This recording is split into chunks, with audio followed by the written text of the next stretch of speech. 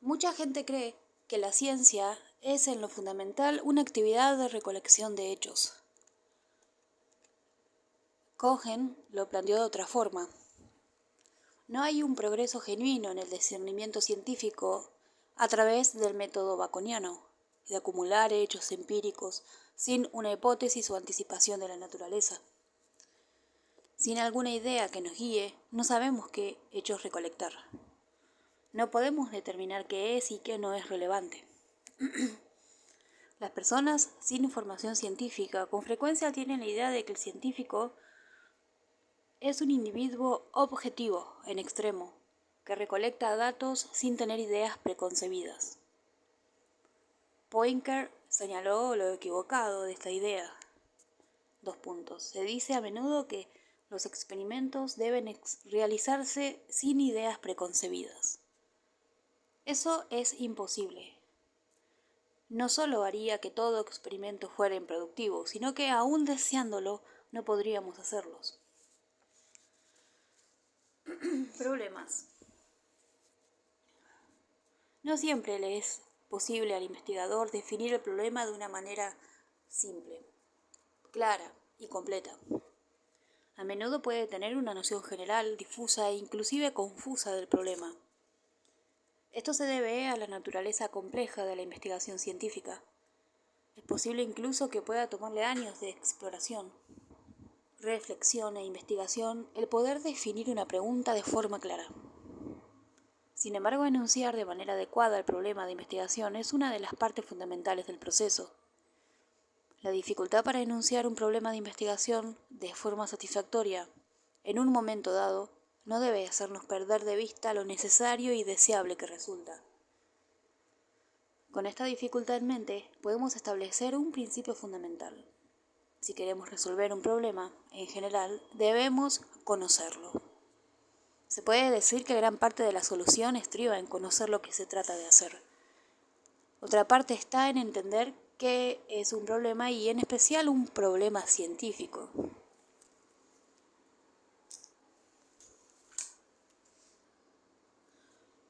¿Qué constituye un buen enunciado del problema?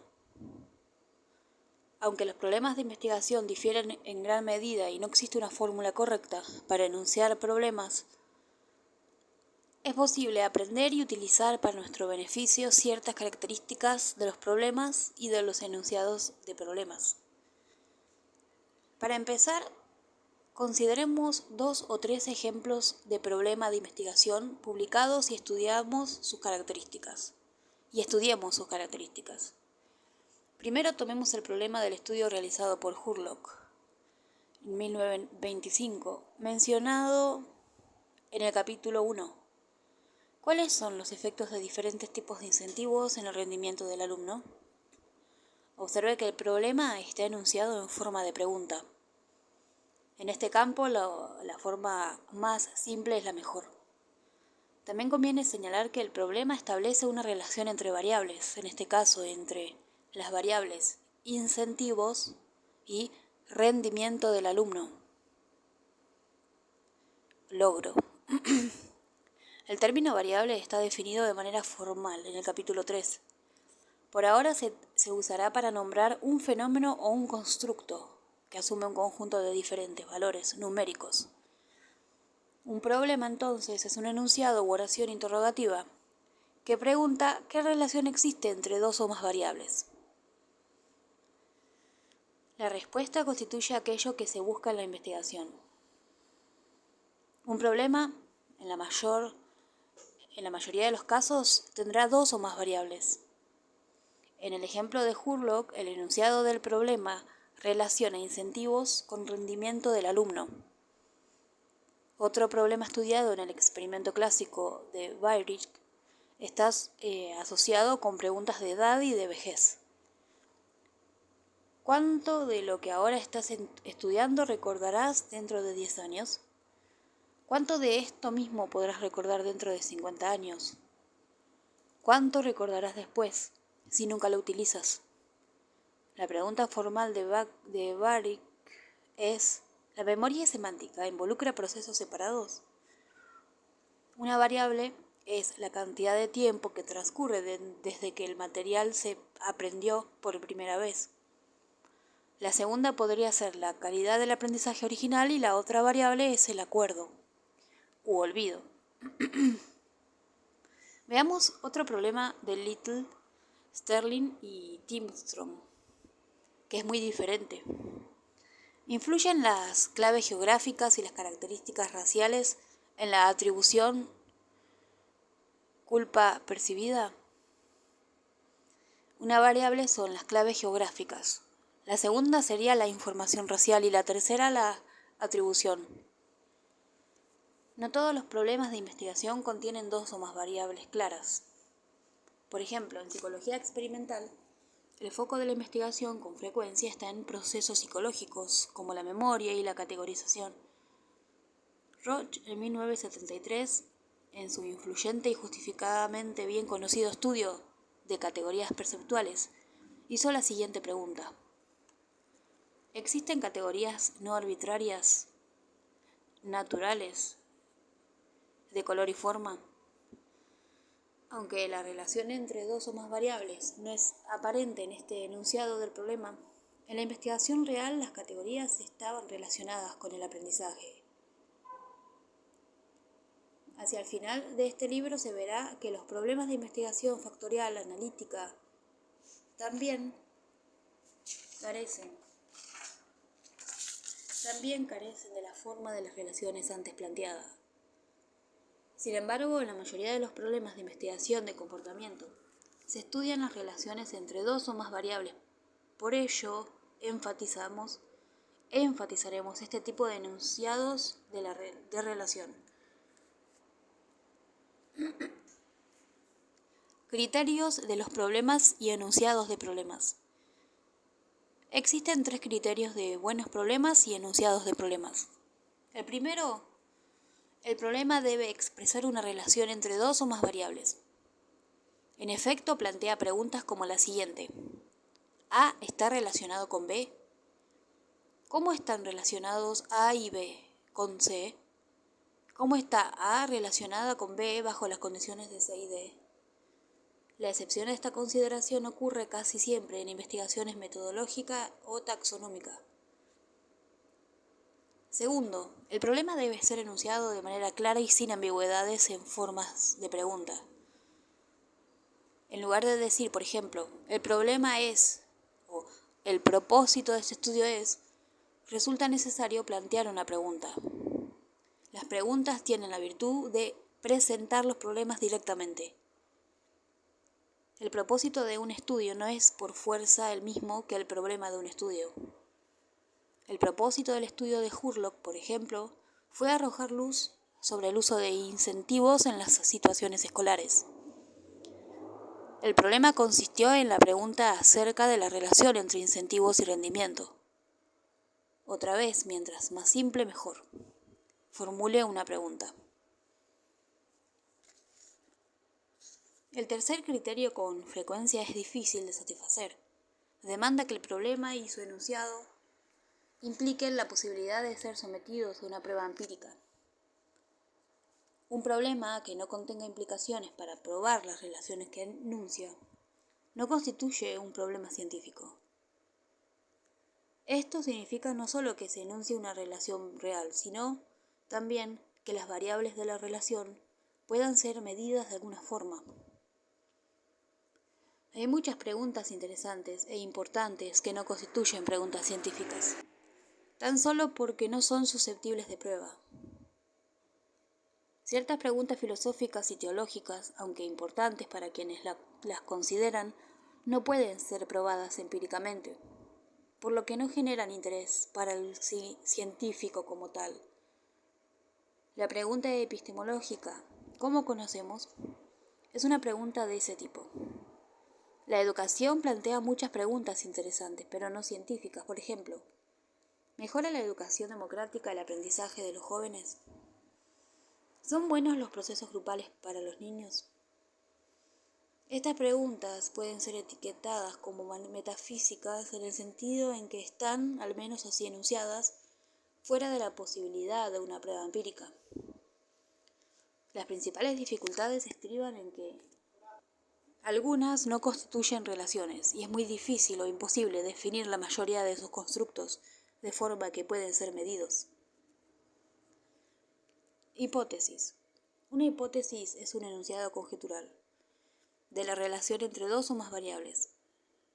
Las hipótesis siempre se presentan en forma de enunciados declarativos y relacionan, de manera general o específica, variables con variable. Hay dos criterios que definen a las buenas hipótesis y a sus enunciados. Son los mismos que mencionamos para los problemas y sus enunciados. 1. Las hipótesis son enunciados acerca de las relaciones entre variables. 2. Las hipótesis contienen implicaciones claras para probar las relaciones enunciadas. Estos criterios significan que los enunciados de hipótesis contienen dos o más variables, que son medibles o pueden serlo, y que especifican cómo están relacionadas las variables. Permitamos mencionar 3 hipótesis de la literatura y aplicarles estos criterios. La primera hipótesis procede de un estudio de Wagner y colaboradores, que parecen desafiar el sentido común. A mayor supresión de pensamientos indeseados, mayor preocupación por ellos. Represión ahora, obsesión más tarde. Aquí se establece una relación entre una variable, supresión de una idea o pensamiento, y otra variable, preocupación o obsesión. Dado que ambas se definen y miden con facilidad, las implicaciones para probar las hipótesis también se conciben sin esfuerzo. Los criterios están satisfechos. En el estudio de Wagner y los colaboradores, se les pidió a los sujetos que no pensaran en un oso blanco. Cada vez que pensaran en él, debían de tocar una campana. El número de campanadas indicaba el nivel de preocupación. Una segunda hipótesis que resulta inusual y corresponde al estudio de Ayres y Hughes enuncia la relación de una forma que llamamos nula. El nivel de ruido o música no tiene efecto en el funcionamiento visual. La relación se establece con claridad. Una variable, intensidad del sonido, por ejemplo, música, se relaciona con otra, con el funcionamiento visual a través de las palabras no tiene efecto en. En el criterio de potencia de ser probada, sin embargo, encontramos dificultades. Nos enfrentamos con el problema de definir funcionamiento visual e intensidad de forma que puedan medirse. Si podemos resolver este problema de manera satisfactoria, entonces tenemos en definitiva una hipótesis. Ayres y Hughes lo hicieron al definir intensidad como 107 decibeles y funcionamiento visual en términos de una puntuación en una tarea de agudeza visual. Esta hipótesis permitió contestar una pregunta que la gente con mucha frecuencia se hace. ¿Por qué bajamos el volumen del estéreo del auto cuando buscamos una dirección? Ayres y Hughes encontraron una caída marcada en el funcionamiento perceptual cuando el nivel de música llegaba a 107 decibeles. La tercera hipótesis representa una categoría numerosa e importante. En ella la relación es indirecta, oculta. En general enuncia que los grupos A y B diferirán en alguna característica. Por ejemplo,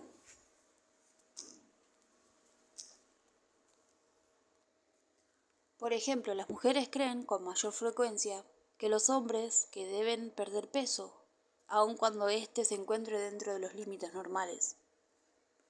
Esto es que las mujeres difieren de los hombres en cuanto a la percepción de su figura corporal. Observe que este enunciado está un paso más allá de la hipótesis real, que puede plantearse como la percepción de la figura corporal es, en parte, una función del género. Si los enunciados posteriores constituyeran la hipótesis enunciada, entonces la primera podría llamarse una subhipótesis o una predicción específica basada en la hipótesis original. Consideremos otra hipótesis de este tipo, pero dando un paso más adelante. Los individuos que tienen características iguales o similares tendrán actitudes similares hacia objetos cognitivos significativamente relacionados con su papel ocupacional. Los objetos cognitivos se definen como algo concreto o abstracto y percibido y conocido por los individuos. Personas, grupos, ascenso en el trabajo o en las calificaciones, el gobierno y la educación son algunos ejemplos. La relación en este caso es, por supuesto, entre características personales y actitudes hacia un objeto cognitivo relacionado con la característica personal, por ejemplo, género y actitudes hacia otros que reciben una promoción.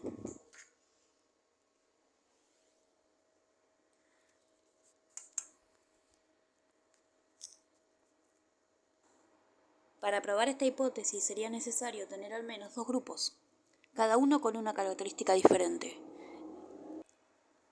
y después comparar las actitudes de ambos grupos. Por ejemplo, como en el caso del estudio de Sally Moore, la comparación sería entre hombres y mujeres.